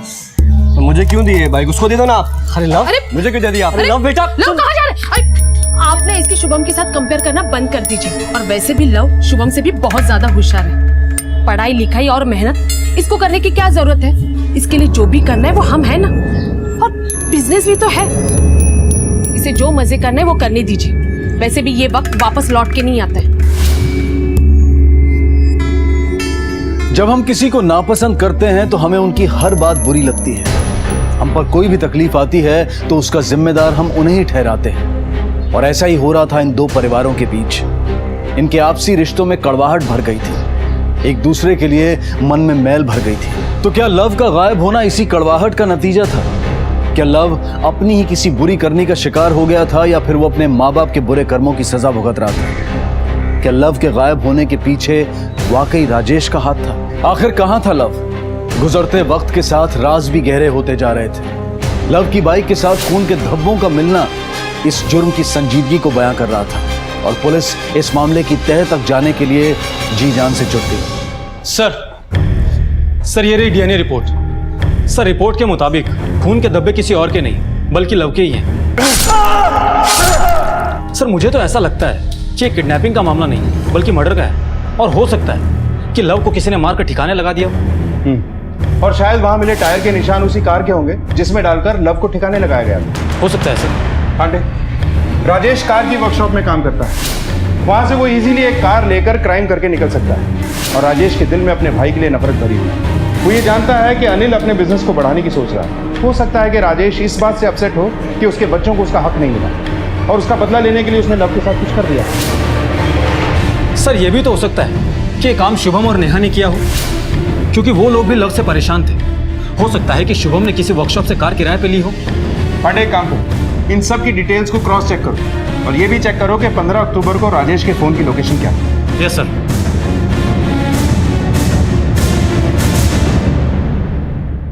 नहीं सर, उन्होंने यहाँ से कभी कोई कार नहीं दी, और उनके बच्चे यहाँ से कार ले जाए ऐसा तो संभव ही नहीं। सर जहाँ तक हम जानते राजेश भैया को, वो शुभम को 12वीं पास कराने से पहले कार ड्राइविंग नहीं सिखाना चाहते थे। वो तो उसकी पढ़ाई लिखाई पे काफी ध्यान देते थे। राजेश भाई के पास इतना पैसा ही कहाँ है कि वो कोई कार खरीद ले। सर शुभम तो एकदम पढ़ाकू है और उसका ऐसा कोई फ्रेंड भी नहीं है जिससे उसको गाड़ी मिल सके। सर शुभम को गाड़ी नहीं चलाने आती थी, उसके पापा उसको पढ़ाई के अलावा और कुछ करने ही नहीं देते थे। सर मैंने अच्छे से पता किया है, शुभम और राजेश दोनों में से किसी ने भी कोई कार रेंट पर नहीं ली थी। मैंने इनकी लास्ट लोकेशन भी चेक की। जिस दिन लव लापता हुआ था उस वक्त राजेश अपनी वर्कशॉप में ही था और आस पड़ोस में पूछताछ करने पर पता चला है कि शुभम अपने घर पर ही था। सर कहीं ऐसा तो नहीं कि ये सब नेहा ने किया हो? आखिर लव तो नेहा को भी पसंद नहीं था। पांडे, कोई ना कोई ऐसी कड़ी जरूर है जो हमारी नजरों से दूर है। जैसे ही कड़ी हमारे हाथ आएगी, मुजरिम के हाथ में हथकड़ी होगी। नेहा, नेहा बेटा, उठ बेटा, दूध लाई हूँ। नेहा, नेहा, अभी तक नहीं उठी है लड़की। नेहा, नेहा,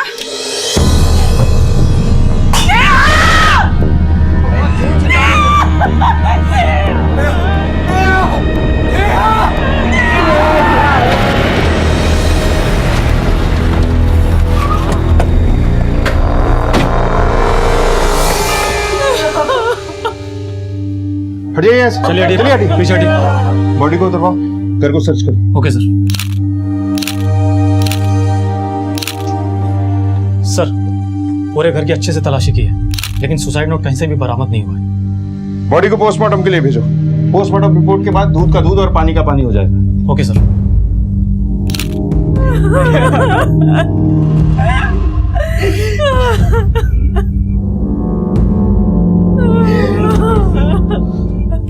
आप लोग जरा बाहर जाएंगे, हमें फैमिली से कुछ बात करनी है।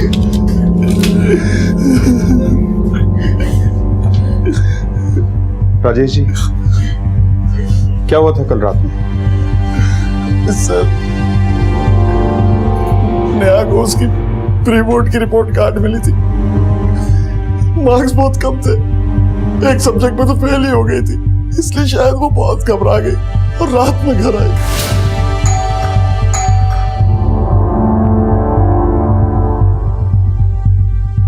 रात के 9 बज रहे, स्कूल से घर आने में इतना टाइम लगता है? रात में अकेली आई थी या किसी के साथ? मेरा बेटा शुभम था उसके साथ। क्या नेहा के ऊपर पढ़ाई को लेकर दबाव था? नहीं साहब, ऐसा कुछ भी नहीं था। पता नहीं उसने ऐसा क्यों किया। पांडे,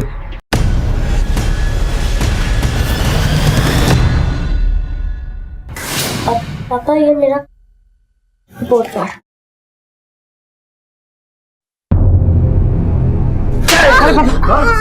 नाक करा दी मैंने। अरे क्या कमी थी तुम लोगों के परवरिश में? दिन रात मेहनत करता हूँ, अपने भाई के वर्कशॉप में ना चाहते हुए भी काम करता हूँ। किसके लिए? किसके लिए? ताकि तुम लोग अच्छे स्कूल में पढ़ सको, आगे बढ़ के किसी बड़े ओहदे में काम करो। उसके बदले में क्या देते हो तुम लोग? ये शर्म आनी चाहिए। अरे सुनिए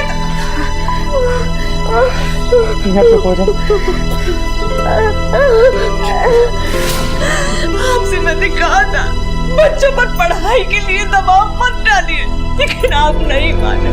मुझे मेरी बच्ची वापस दीजिए, मुझे मेरी बच्ची चाहिए। पांडे, दोनों भाइयों के परिवार में अजीब सी कशमकश है। पहले छोटे भाई अनिल का बेटा लव गायब हो जाता है। हम इस केस को सुलझाने निकलते हैं कि बड़े भाई राजेश की बेटी नेहा की संदिग्ध हालत में मौत हो जाती है। यह महज एक इत्तेफाक नहीं हो सकता। जरूर कुछ ऐसा है जो हमारी नजरों के बहुत पास है, लेकिन हमें नजर नहीं आ रहा है। सर राजेश के मुताबिक नेहा अपने प्री बोर्ड्स मार्क्स को लेकर काफी परेशान थी, इसीलिए दोनों बहन भाई घर भी लेट आए थे। हो सकता है कि उसके माँ बाप हमें ना बता रहे हो और वो नेहा पर पढ़ाई का दबाव डालते हो, जिसकी वजह से नेहा ने सुसाइड कर लिया हो।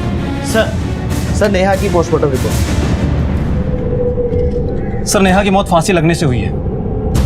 सर सबसे चौंकाने वाली बात तो ये है, पोस्टमार्टम रिपोर्ट के हिसाब से कुछ दिन पहले ही नेहा का अबॉर्शन हुआ था। अबॉर्शन? मतलब नेहा ने सुसाइड मार्क्स कमाने की वजह से नहीं की? जरूर कुछ ऐसा है जो उसके घर वाले हमसे छुपा रहे हैं।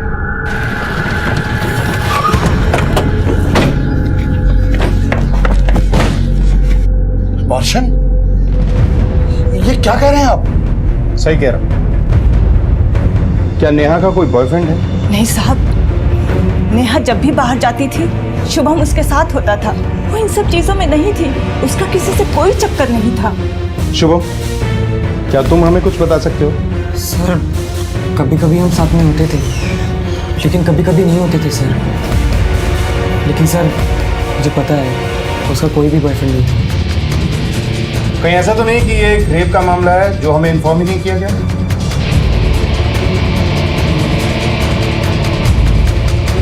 से कुछ भी छिपा रहे हैं तो मैं आपको बता दूं कि ऐसा करना कानूनन जुर्म है।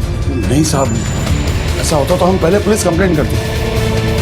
अच्छा, क्या इन दिनों आपने नेहा के बर्ताव में कुछ अजीब सा महसूस किया था?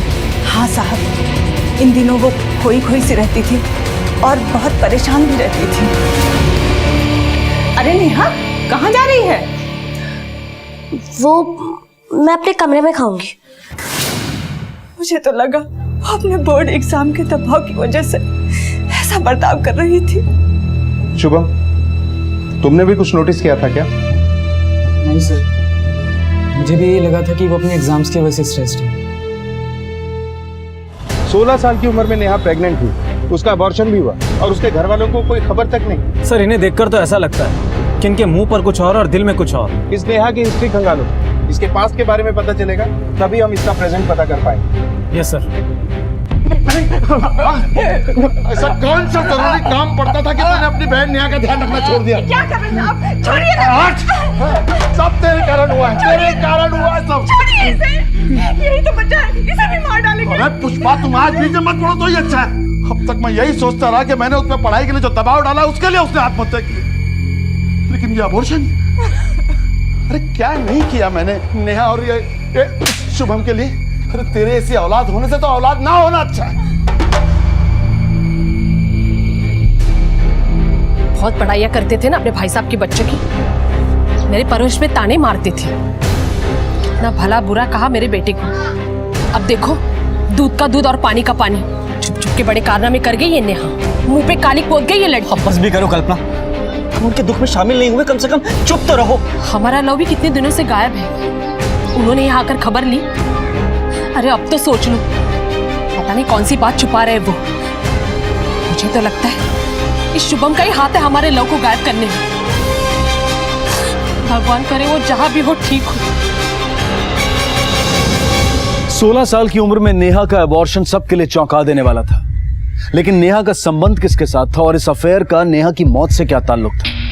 क्या नेहा के घर वाले उसके अबॉर्शन के बारे में वाकई कुछ नहीं जानते थे, या फिर वो पुलिस से कुछ छिपा रहे थे?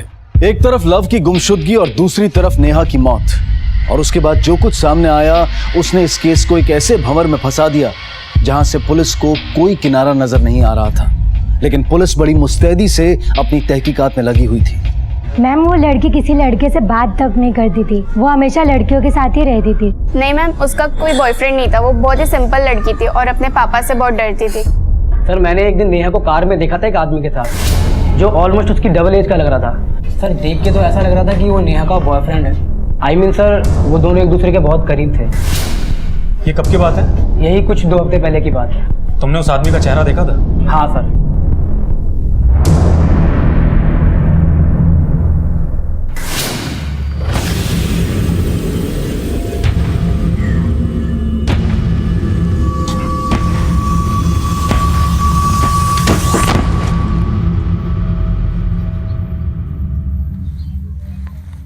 भाई,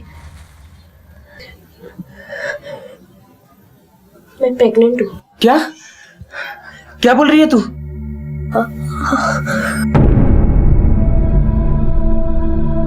देख, तू टेंशन मत ले, मैं देखता हूँ कैसे क्या करना है। हाँ?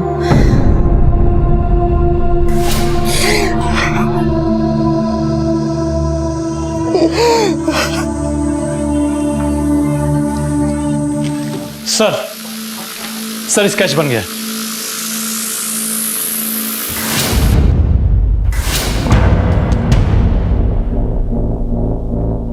फौरन इस स्केच को आसपास के सभी थानों में सर्कुलेट करो और नेहा के घर वालों को भी स्केच दिखा के पूछो, शायद वो लोग इस आदमी को जानते हो। Yes sir. अबे साले, तेरे अंदर में एक बार में कोई बात जाती है कि नहीं? याद रख, जो मैं चाहता हूँ अगर मुझे नहीं मिला ना, तो तुझे भी वो नहीं मिलेगा जो तू चाहता है।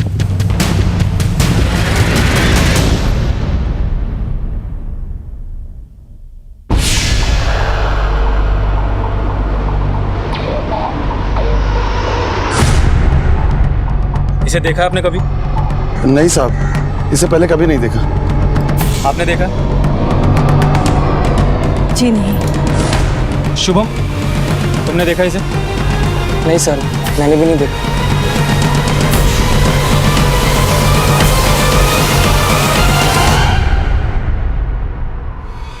जिस आदमी के साथ नेहा को देखा गया है, मे भी उसी आदमी के साथ नेहा का अफेयर चल रहा होगा। और जो बच्चा नेहा ने अबॉर्ट किया है, वो बच्चा भी उसी आदमी का। पर नेहा का अपनी उम्र से दुगनी उम्र के आदमी के साथ अफेयर, और नेहा की फैमिली में भी उसे कोई नहीं जानता। हेलो सर, आज मुझे एक धमकी भरा लेटर मिला है। 1 लाख रुपए मांग रहा है किडनैपर। आप वो लेटर हमारे थाने में जमा करवा दीजिए, और जैसा हम बोलते हैं वैसे कीजिए। जी सर। पांडे, लव की मिसिंग के 3 दिन बाद उसकी फैमिली के पास रैंसम के लिए लेटर आया है, और रैंसम मनी में सिर्फ 1 लाख रुपए की डिमांड की है किडनैपर ने।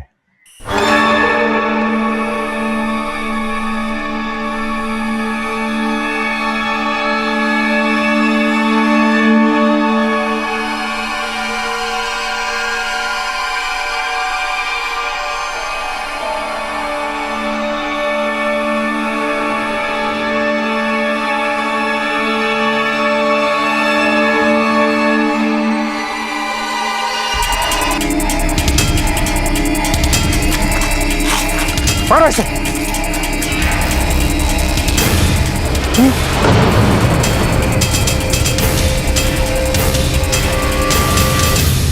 सर मैं बताता हूँ सर, बताता हूँ सर। ये सब लव की वजह से हुआ। वो कहने का तो मेरा कजन है, पर जब देखो वो हमें और हमारी फैमिली को नीचा ही दिखाता रहता है। लो गंगू तेली, देख बाइक देख मेरी, देखी ऐसी बाइक तूने?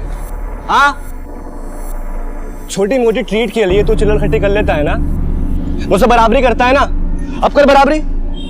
लेकर ऐसी मस्त बाइक, तेरे बाप की और तेरी औकात भी ऐसी बाइक लाने की। औकात की बात तो तू करी मत, तुम लोगों की क्या औकात है ना वो सबको पता है। और ये जो तेरी बाइक है ना, इसे 10 गुना अच्छी बाइक लेके दिखाऊंगा तुझे।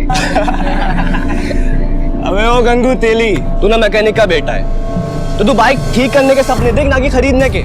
और वैसे भी तेरा बाप मेरे बाप की वर्कशॉप में यही तो काम करता है। तेरे ही सामने ना तेरी बाइक को ओवरटेक कर लूंगा।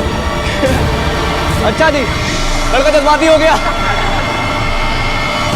मैंने उसे चैलेंज किया था कि मैं भी उसे नई बाइक लेकर दिखाऊंगा। मुझे पता था कि इतने सारे पैसे सीधे रास्ते से तो आ नहीं सकते, तो बस मैंने रास्ता ही बदल दिया। मैं जुआ खेलने लगा। मैंने अपनी मम्मी के 50,000 के जेवर जुए के दाव में लगा दिए, और जैसा मैंने सोचा था उससे उल्टा ही हुआ। मैं जुए में सब कुछ हार गया। मुझे मेरी मम्मी के जेवर वापस चाहिए थे। उसका पापा मुझे बहुत मारते। फिर मैंने जुए के अड्डे से पैसे उधार लिए। सरजू भाई, वो ज्वेलरी मेरी मम्मी की, मुझे किसी भी हालत में वापस चाहिए। देख, मेरे पास एक बंदा है जो तुझे 50,000 रुपये दे सकता है, लेकिन 40% ब्याज पर। और एक बात याद रखना, अगर तूने पैसे नहीं दिए ना तो तेरी जिंदगी झंड कर देंगे हम। मैं आपके सारे पैसे वापस कर दूंगा। सरजू भाई प्लीज प्लीज मुझे पैसे दिलवा दीजिए। हाँ ठीक है, बात करता हूँ। एक बच्चा है, 50,000 रुपये मांग रहा है, 40% ब्याज पर। फिर मैंने एक और दाव किया, और इस बार मैं वो बाजी भी हार गया।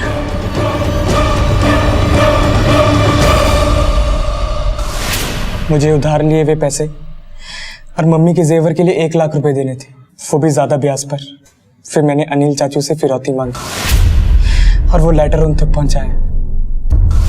लव को कहाँ रखा है? सर मैं सच बोल रहा हूँ, मैंने सिर्फ फिरौती मांगी थी, मुझे नहीं पता लव का है। सुताई तब तक करो जब तक सच नहीं होगा देता। नहीं सर मेरी बात तो सुना सर, मैंने कभी नहीं किया सर। जल्दी पैसा कमाने और अपने मान सम्मान को बढ़ाने के लिए शुभम ने गलत रास्ता चुना, लेकिन वो ये भूल गया कि गलत रास्ता हमें सिर्फ गलत मंजिल पर ही ले जाता है, और जिसका परिणाम सिर्फ बुरा ही होता है। शुभम ने जो कुछ भी किया उससे उसके माता पिता के सपने चकनाचूर होते दिखाई दे रहे थे। लव का अब तक कुछ पता नहीं चला था। नेहा की मौत की गुत्थी सुलझने का नाम नहीं ले रही थी, और पुलिस एक बार फिर से उसी चौराहे पर आकर खड़ी थी जहां से उन्हें सही मंजिल दूर दूर तक दिखाई नहीं दे रही थी। जिस दिन लव गायब हुआ उस दिन राजेश और अनिल दोनों वर्कशॉप में थे, और कल्पना की फोन लोकेशन भी इनके घर की ही थी। फिर समझ में नहीं आता कि लव वहां मिलने किससे गया था, और इसका फोन भी अभी तक नहीं मिला। सर रामबाग थाना से फोन आया है, जो स्केच हमने वहाँ भेजा था ठीक उसी आदमी की मिसिंग रिपोर्ट 2 दिन पहले उनके थाने में दर्ज करवाई गई है। सर, ये है राहुल खत्री, यहाँ के ठेकेदार जयराम खत्री का बेटा। 2 दिन पहले इसके पेरेंट्स यहाँ इसकी मिसिंग कंप्लेंट लिखवाने के लिए आए थे। कुछ और? इसके मोबाइल की लास्ट लोकेशन मेन मार्केट में पाई गई। उसके बाद मोबाइल स्विच ऑफ है। फोन रिकॉर्ड से कुछ मिला? ये 1-2 नंबर से काफी टच में था, उसमें से एक को हमने पकड़ा है। नाम है सरजू। ये सरजू। क्या केस है? पास के मोहल्ले में जुआ और सट्टा चलाने का काम करता है। राहुल से कैसी दोस्ती? कैसे है वो तेरे टच में? साहब, राहुल ही जुए में पैसा लगाता है, मैं तो सिर्फ संभालता हूँ। गायब होने से पहले राहुल ने आखिरी कॉल तुम्हें क्यों किया था? वो शहर में और जुए के अड्डे खोलना चाहता था, इसलिए। तुम लोग मिला कहाँ करते थे? शहर के बाहर राहुल के अय्याशी वाले अड्डे पर। सरजू को साथ लेकर राहुल के उस अड्डे पर जाओ। हो सकता है इस केस की आखिरी कड़ियाँ हमें वहीं मिलें। Yes sir. चौहान सर, हम इसके रिलीजिंग के पेपर्स चाहिए। Yes sir. सर, एक और बात, राहुल सरजू के अलावा भी एक और नंबर पे बहुत टच में था। वो है कल्पना सहदेव का नाम का। कल्पना सहदेव? लगता है लव और नेहा के केस से धुन हटने वाली है और इस केस के मुजरिम हमारी गिरफ्त में आने ही वाले हैं। जी नहीं सर, आप जैसा सोच रहे वैसा कुछ नहीं है, मेरा यकीन कीजिए। हमारे पास तुम्हारे और राहुल के कॉल रिकॉर्ड्स हैं। तुम्हारी भलाई इसी में है कि सच सच बता दो। जी, हमारा अफेयर 4 महीने से चल रहा है। राहुल अनिल का बिजनेस पार्टनर था। अनिल का वर्कशॉप अपग्रेड करने के लिए राहुल फाइनेंशियली हेल्प करता था। हमारी मुलाकात तब भी हुई थी। हम दोनों अक्सर मिलते थे जब अनिल घर पे नहीं होते थे। तुम्हारे इस अफेयर के बारे में तुम्हारे पति अनिल और बेटा लव जानता था? जी नहीं सर।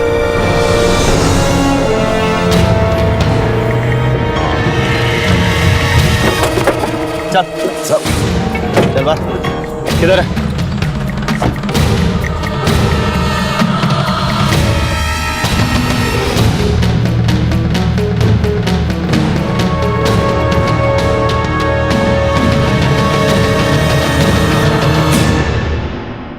आसपास अच्छे से छानबीन करो। सर। सर, राहुल की बॉडी मिली हमें। क्या? ठीक है, हम अभी आ रहे हैं वहां। सर 1 मिनट आइए, कुछ दिखाना है। ये देखिए सर, इस सब जगह पे टाइल्स लगी हुई है, केवल इतनी सी जगह की टाइल्स निकली है। खुदवाओ इसे। सर, ये देखिए।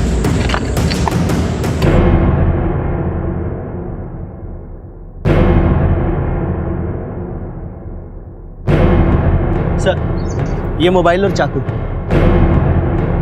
राहुल और लव की बॉडी का एक ही जगह पे मिलना और राहुल का कल्पना के साथ नाजायज संबंध होना एक ही तरफ इशारा करता है कि लव की मौत और नेहा की सुसाइड के बीच में कोई ना कोई कनेक्शन जरूर है। दोनों की बॉडीज को पोस्टमार्टम के लिए भिजवाओ। Yes sir.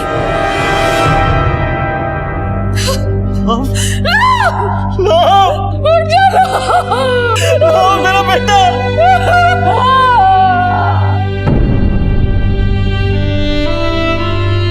सर, ये रही लव की postmortem reports. Sir, postmortem report के हिसाब से लव को चाकू से मारा गया था। कॉल रिकॉर्ड्स के हिसाब से लव का फोन जिस दिन स्विच ऑफ हुआ था, ठीक उसी दिन यानी कि 15 अक्टूबर को लव की मौत हुई थी और राहुल की मौत लव के 3 दिन बाद यानी कि 18 अक्टूबर को हुई थी। हो सकता है कि लव को राहुल और उसकी माँ के अफेयर के बारे में पता चल गया और गुस्से में आके लव राहुल को मारने के लिए वहां गया और उल्टा लव को ही मार दिया गया। क्योंकि लव की डेथ के 3 दिन बाद राहुल की डेथ हुई, तो सवाल ये उठता है कि अगर राहुल ने लव को मारा तो फिर राहुल को किसने मारा? सर, लव की बॉडी से जो चाकू मिला था उसके फिंगरप्रिंट्स राहुल के फिंगरप्रिंट से मैच हो गए। एक बात और सर, गाड़ी के टायर के निशान भी राहुल की ही गाड़ी के हैं। डीएनए रिपोर्ट के हिसाब से लव का ब्लड बाइक पर लगे ब्लड से मैच हो गया। सर, इन सब बातों से तो आपकी बात सही लग रही है। लव को राहुल और अपनी मां कल्पना के अफेयर के बारे में पता लग गया होगा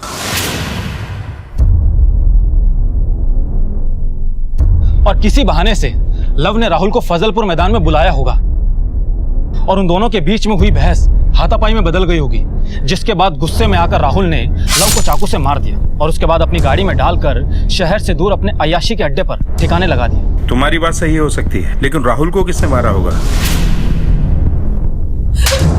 तुम दूसरों पे लांछन लगा रही थी ना, और कोर्ट खोट तुम्हें में निकला। अरे तुमने मुझे जो धोखा दिया सो दिया, पर तुम्हारे इन करतूतों की वजह से हमारा बेटा मारा गया।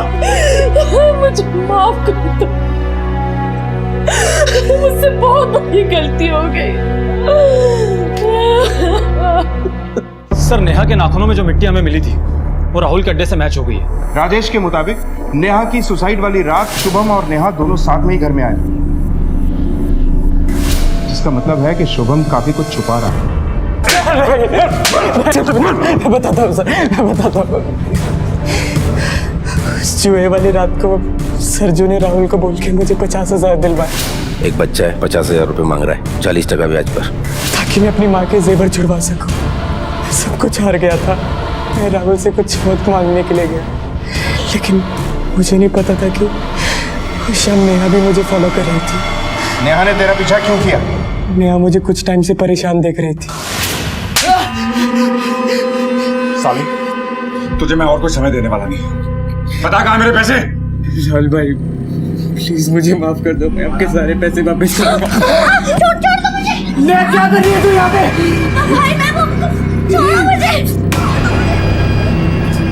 छोड़ो मुझे, छोड़ो। और मैं अपने पूरे के पूरे पैसे वसूलूंगा। चले छोड़ दे मेरे को, छोड़ दे, नेहा भाग यहाँ से।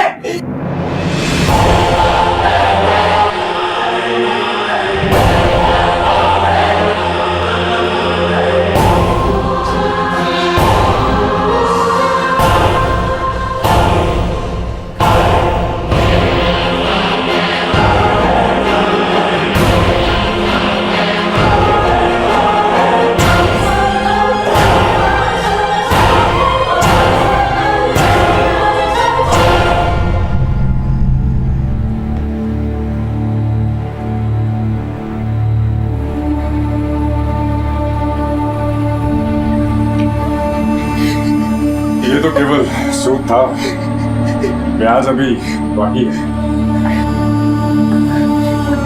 चल चल, अब जो मैंने किया ना वो तू करेगा।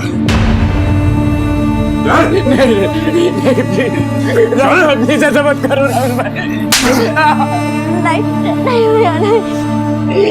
प्लीज राहुल भाई ऐसा मत करो। नहीं करेगा तो ये चाहिए, तो ये जाएगा। चल चल।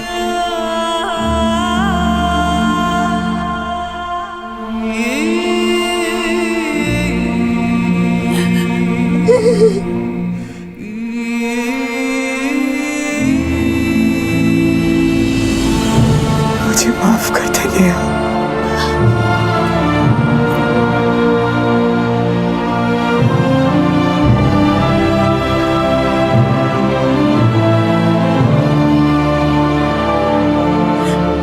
सुन, जो भी यहाँ पे हुआ, अगर तूने किसी को बताया ना तो ये वीडियो मैं सोशल मीडिया पे अपलोड करूंगा। फिर तेरे घर की इज्जत 2 कौड़ी की भी नहीं रहेगी।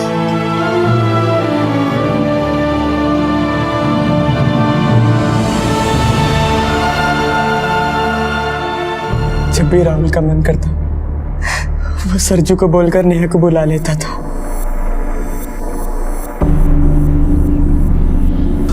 इसका मतलब अपनी बहन को राहुल से बचाने के लिए तुमने राहुल को मारा? नहीं सर, तुझसे और बर्दाश्त नहीं करूंगा मैं। सिर्फ 16 साल की है बच्ची, तूने इसकी पूरी जिंदगी बर्बाद कर दी। अभी अबॉर्शन हुआ है इसका। तो ये लेना 50 रुपए, जा केमिस्ट से जाके प्रोडक्शन ले आ। चल अब तूने इसे हाथ लगाया तो तुझे काट के रख दूंगा मैं। तू काट के रख दो साले, तेरी इतनी औकात, मुझे मारेगा तू? मुझे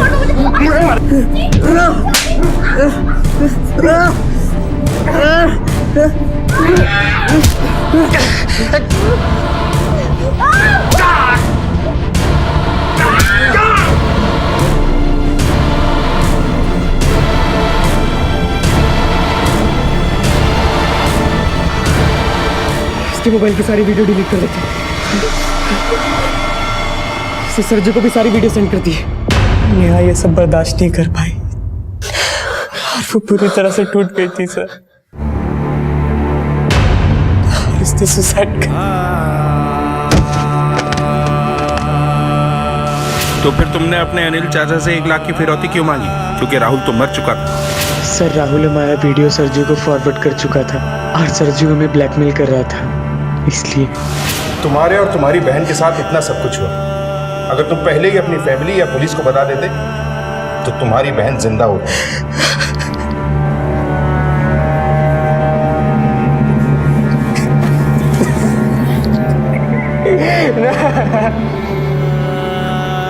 अपने आप को लव के बराबर लाने और शॉर्टकट से पैसा कमाने के लालच में शुभम ने जल्दबाजी में जुए का सहारा लिया, जो शुभम के साथ साथ नेहा की बर्बादी और मौत का कारण भी बना। लव बिना सोचे समझे राहुल से उलझ गया और उसकी मौत हो गई। अगर उसने पहले अपनी माँ से बात की होती तो शायद आज वो जिंदा होता। हमारे मन में अच्छाई और बुराई दोनों का वास है। ये हम पर निर्भर करता है कि हम किसे चुने और कैसे बने। क्या अपने मन पर काबू रखकर जिंदगी को सही दिशा में ले जाना इतना मुश्किल है? इसी विचार के साथ अब मैं अनूप सोनी आपसे विदा लेता हूँ। फिर मुलाकात होगी अगले एपिसोड में एक और चौंका देने वाले केस के साथ। तब तक अपना और अपने परिवार का ख्याल रखें और देखते रहें क्राइम पेट्रोल डायल 100। सबक एक को सीख हम सबको। जय हिंद।